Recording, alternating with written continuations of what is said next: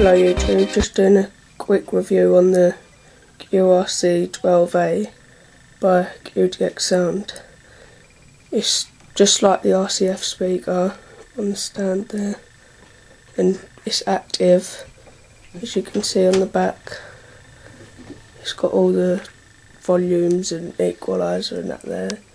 It's channel 1, channel 2, and then master volume. The only thing I don't like about this is it hasn't got a peak light or nothing like that, only a power light up there.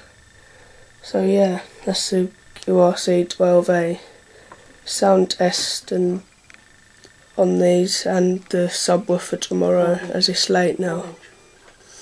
These are 700 watt max and quite good speakers. Wouldn't say they're the best, but you know.